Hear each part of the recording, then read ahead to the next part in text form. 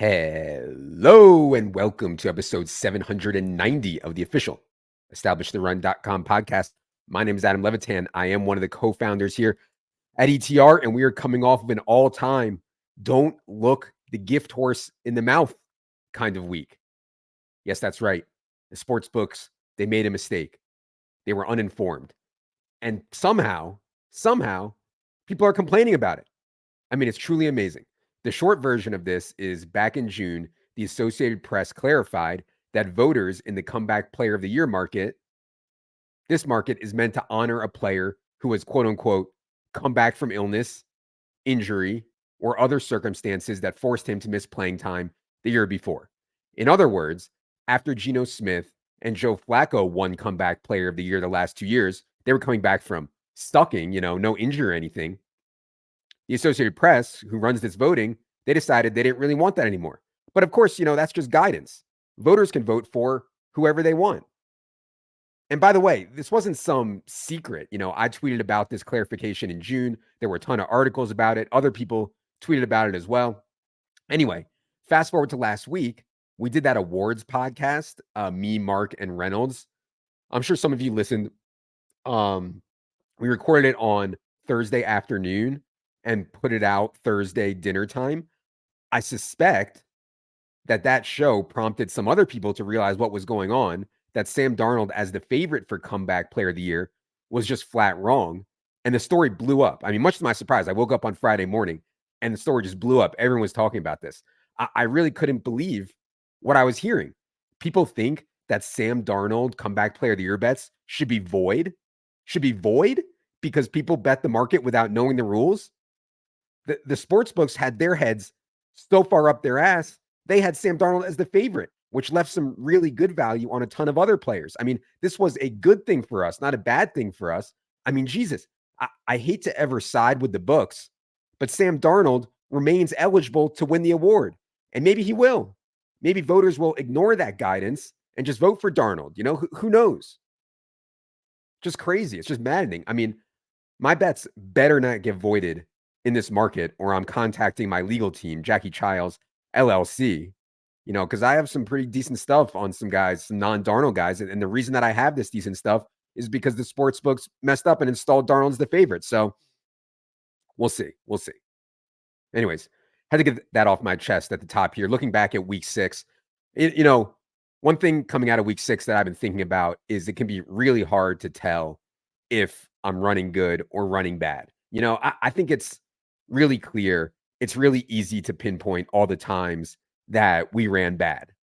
I do it all the time. It's part of my hashtag negativity that I just can't help. It's really easy to remember the time that you got into a massive pot in poker as an 80% favorite and you lost, right? It's really easy to remember the time the criminals broke into my Honda Pilot in the parking lot, but left the Mercedes G-Wagon alone. And yes, this week on Sunday night, I'll remember the time that Chase Brown had a goal line touchdown and the referees called a phantom hold on a pancake block, or when Joe Burrow hit the end zone by a cunt hair instead of going down at the 1-yard line. I'll remember those for a bit because I got 11th in the FanDuel $222 buy-in this week for $5K, just 12 points out of first, which was $200K. But, of course, for everything that, like the Chase Brown stuff that looks or feels like running bad, if we zoom out and think rationally, there's probably more running good. I happen to have Bucks DST on that team, who was the highest scoring DST on the slate. They happen to be on my best GPP team. I had Sam Laporta on that team, who just barely got into the end zone on his lone target. And my point here isn't about this specific team. It's just more about trying to consciously remember all the times we don't notice we actually ran well or we ran hot. I think it's easy to see it in the context of a poker tournament. We remember all the times we won a flip or we sucked out or we ran well. But it doesn't even register the times where you got moved to a new seat and you randomly got placed directly to the left of the fish. Or when your first table of a tournament is all random American slobs and your buddy got a table with a bunch of Euro freaks with scarves covering their throats. And obviously you can't even fathom how many times you didn't get dealt some cooler that you never could have gotten away from no matter what. The most important part that I try to remind myself is how this stuff applies to life in general. Sure, there's been plenty of times I ran bad, got unlucky in spots. Like the time I actually, by some miracle, somehow managed to get a girl into my room at Penn State. I drank too much too fast. I was throwing up for hours, just bad luck. Or when I went from a beautiful mane of long flowing locks to having to shave my head to avoid the classic CHP, classic horseshoe pattern. But man, I can't even fathom how many times I've run hot on the life side, which I always try to remind myself. Not just big things like being born in the United States, being born in middle class, but also random things like a long time ago, right after high school, this girl I knew, she was driving on a road near where I grew up. I've driven down this road probably 1,000 times. She was doing nothing wrong, not speeding, not drinking, nothing. She just gets lit up by some idiot drunk driver. I mean, it was awful. She's fine now, but it was really fucked up for a while. I mean, why her? Why not me? I easily could have been driving that road at that time, or I could have been in the car with her. That's just running good. Anyway, I know most people probably think about the running good side instead of the running bad side all the time, but I just wanted to remind myself about it in my ongoing strive, in my ongoing effort for hashtag positivity. So yes, as I finished in the top 0.5% of the tournament for the second straight week, yet didn't get a top 5 again, I'm just chanting hashtag positivity over and over. Hashtag positivity as Najee Harris, who I needed so bad in week 5, plays the game of his fucking life in week 6 with Jaylen Warren back and goes for 22 FanDuel points. Just hashtag positivity over and over again as Sam Laporta wind sprints his way to a 4% target share on Sunday.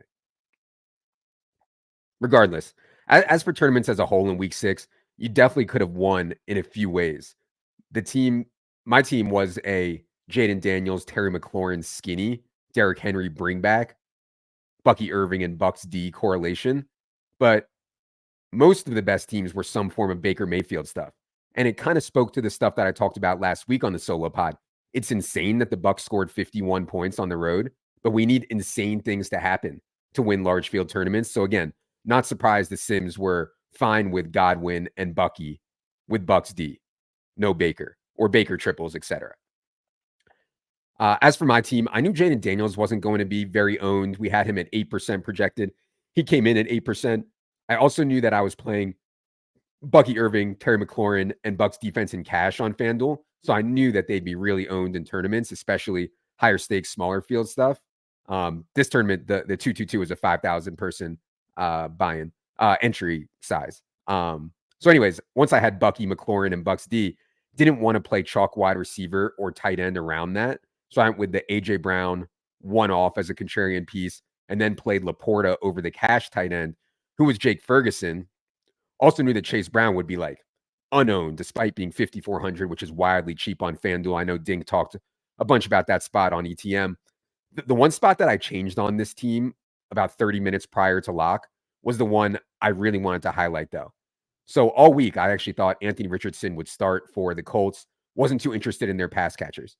But once Joe Flacco was starting, I mean, entire thing changes. And we didn't find this out until, I don't know, what was it, 11:45 a.m. Eastern Sunday morning.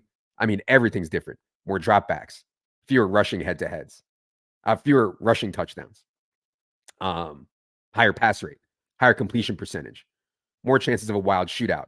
I mean, I thought Josh Downs became a really strong play. And so just a reminder that late news, which we haven't gotten very much of this year at all, but late news, which we got on Sunday, is more valuable than earlier news. If Flacco was named the starter on Friday, I bet Josh Downs would have been easy 20% on FanDuel, where he was just 6,100. Instead, he came in at 5.5% in the $222 buy-in and 2.8% in the lotto. Obvious turbo smash at those numbers. So yeah, I think it was a good team. Obviously, if I could have it back, I would have probably gone cheaper contrarian tight end like an Njoku or maybe even an Andrews as part of that game stack. Could have played a more solid running back than Chase Brown. But then again, Chase Brown easily could have had 3 touchdowns. Usage was great, and he was 4% owned at 5,400.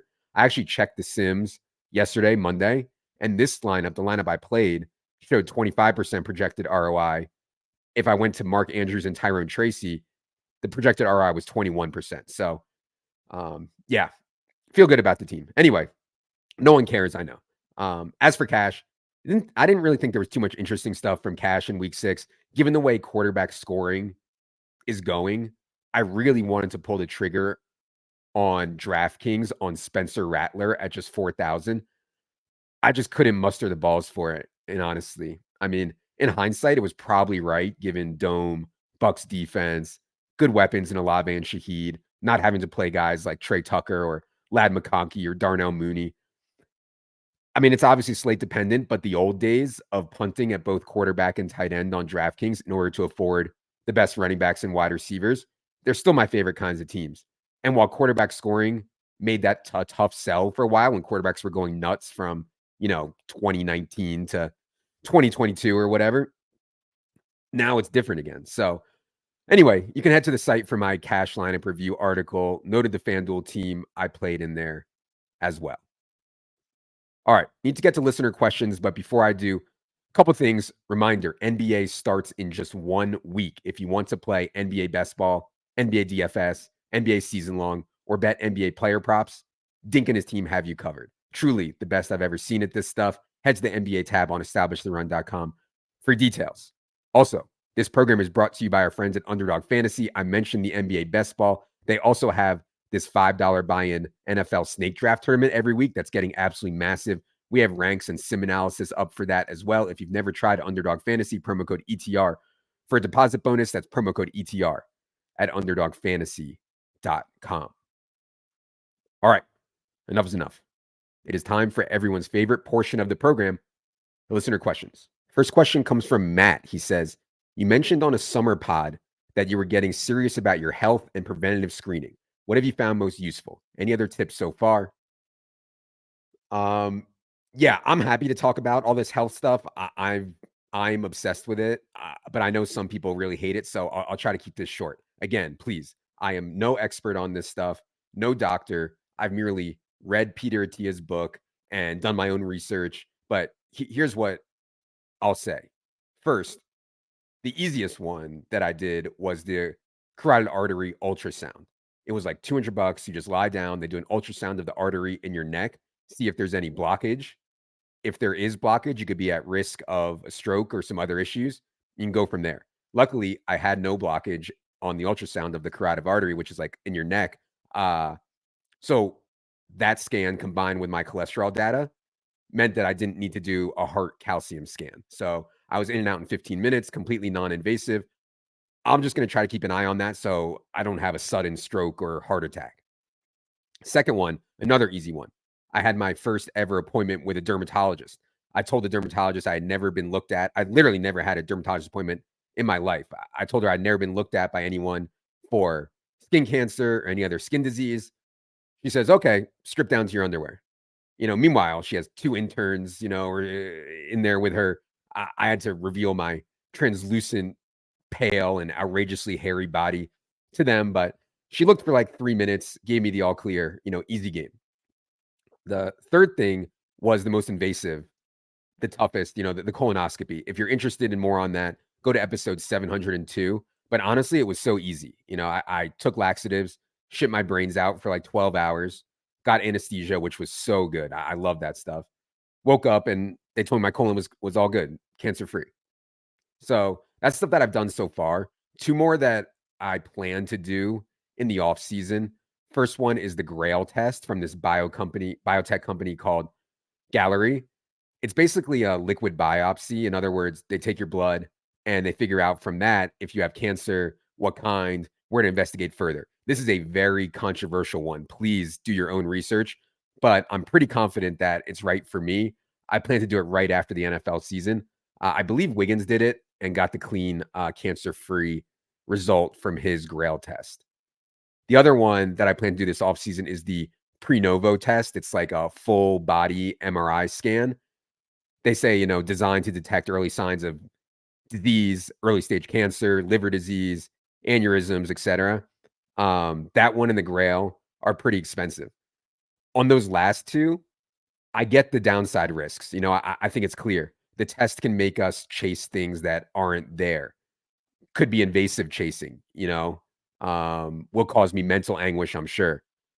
But man, some of this stuff, I'm like, 0.5% chance to have it or less, but 100% chance it will kill me if I have it. And I feel like at those numbers, given the success rate when you catch stuff early, I just got to do it. But it doesn't mean that everyone should. Please don't take anything I say on this as gospel. I really know very little. I'm just kind of wildly clicking buttons. But one thing that I do know for sure, especially after reading the Atia book and just the way I feel, like the big thing for health is just exercise every day. Do something active every day. And that won't just, it'll help in so many ways, especially you don't even think, but it does help with long-term disease and seemingly diseases that you can't avoid anyways. Exercising, data is showing it helps. And also I try to just eat as many actual foods, not processed foods, like actual foods as possible. I think that's going to go, exercise and actual foods, that's going to go a long way for, I think, a lot of us. Question 2 from DFS Sniper. He says, I work a corporate 9 to 5, 2 kids. I drive a Honda Pilot. Shout out to you. I've been playing DFS for 10 years. I'm profitable over that span, but nothing life-changing. As of now, I am stuck. I'm still stuck playing $30 to $50 a slate, 80-20 ratio between cash and GPP. What is the best way to responsibly scale this? I think what DFS Sniper is saying is that he's been winning, but doesn't have the confidence to move up in stakes. I think that's what he's saying. This is something that I talk about in the game selection article all the time. I just think everyone needs to set goals and ideally separate a playing bankroll, not I'm playing DFS out of my life bankroll. So on goals, I would ask what's yours, DFS Sniper? Do you want to be a pro DFS player and quit your job? Do you want real side income, try to make, I don't know, 5, 10, 20K a year? Do you want to make less side income, but still real money? Or you just want to have fun with it, try to get it in good, hope to make a couple bucks along the way, but mostly just have fun. And by the way, I think any of those options are totally fine. I would not suggest to anyone listening to this to try to go pro. No one should quit their job unless you have really, really fine-tuned process and a ton of data that shows you can be successful across all sports, all slates. But beyond that, if you have time outside of your work, I still think it's a great hobby and you can make money. So look, if you want to start playing bigger and taking it more seriously, you must know where your edge is. I would use the bankroll tracker software on the solver. It is totally free, and it'll show you what sports, what game types, what field size, what buy-in level are you best at, and try to scale in those spots.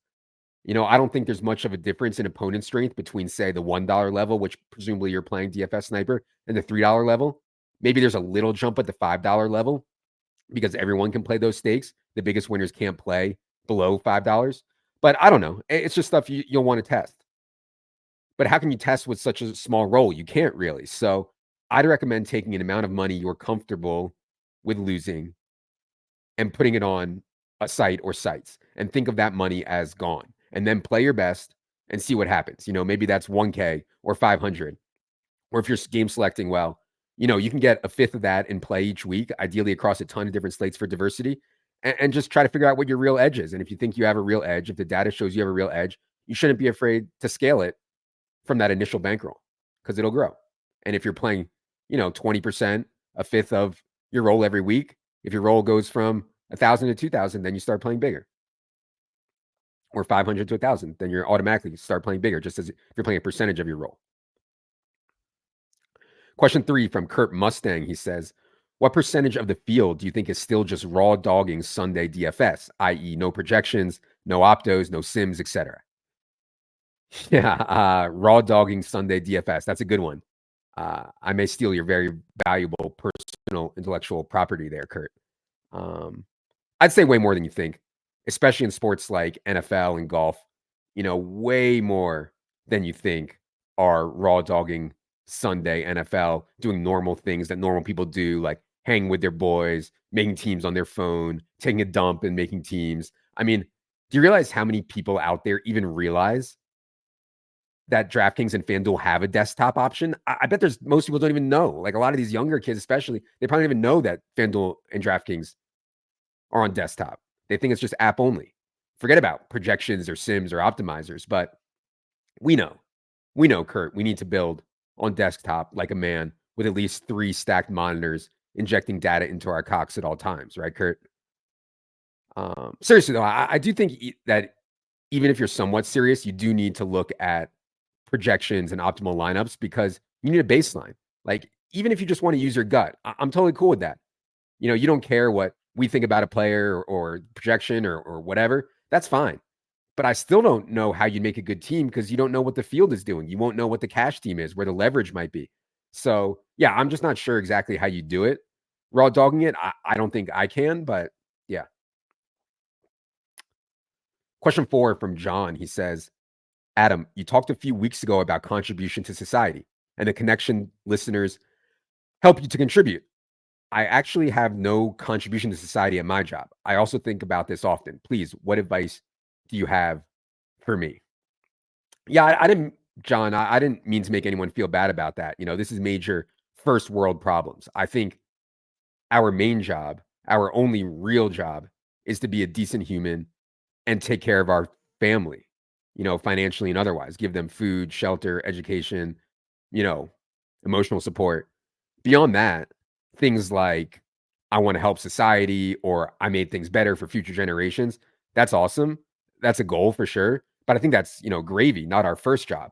So, yes, John, I suspect that you're doing more for society than you realize. And I suspect you're doing more for society at your job than you realize. But even if you aren't, you know, you're still making a living to give your family a chance to be a positive member of society and they can impact it down the line. And you also, I assume you only work, 40 to 50 hours a week. That leaves another 70 to 80 waking hours to do something that's more of a contribution to society if you want. In my head, I want to volunteer my time for charity, et cetera. But when it comes down to executing in reality, like I don't do it. The thing that's made an impact for me is just coaching the kids, kids between, I don't just mean my kids, like all the kids, like kids between 5 and 12, or really even like 5 to 18 are so impressionable. We coaches can have such a big impact on their lives. And I like it because I really do like strategizing about sports and how to win. But I try to also teach them about being selfless for the sake of the team and respecting the refs and how to take a loss with class and, give a firm handshake when making eye contact. And maybe in some way that'll make these kids, 1% better when they get older. Or maybe I'll make them worse by calling a timeout with a running clock with 3 minutes left. All right. Last question. Question 5 comes from Cole. He says, what's your take on counting cards in blackjack? As someone who likes to gamble, quote unquote, but refuses to get it in bad, this seems like your thing. The biggest drawback is obviously the time requirement to realize long-term EV. Maybe a good retirement hobby. Yeah, I don't know too much about card counting. I know Jeff Ma a little. I saw the movie based on his life and experience on the MIT blackjack team, Bringing Down the House, I think it was called. Or maybe that was the book. I don't remember, but yeah, really good movie. Everyone should watch it. I get how it works somewhat. I think the main drawback is getting banned from every casino, right? I know Jeff is effectively banned. I've known some other card counters who are blacklisted everywhere. This whole thing with card counting and betting sports, needing beards, and the job is getting fake accounts, not actually being good at playing. I mean, I get it. I just don't think it's really for me. Poker has gone to the suck dick to get into private game model a lot as well. Just not for me. So, yeah, I'll probably leave the card counting stuff alone, stick to things I know like tennis bets against frying pans and sex jokes on the internet. All right. That is going to do it for this week's solo pod. We'll be back later today with Daigle for waiver wire and later tonight with Silva for team by team analysis of week 6. For in-season subscribers, first run of week 7 projections will be out Wednesday night, and me, Silva, Wiggins will be on the show Friday night talking every player in every week 7 game. For producer Luke, for Jerry, I am Adam. Good luck, everybody.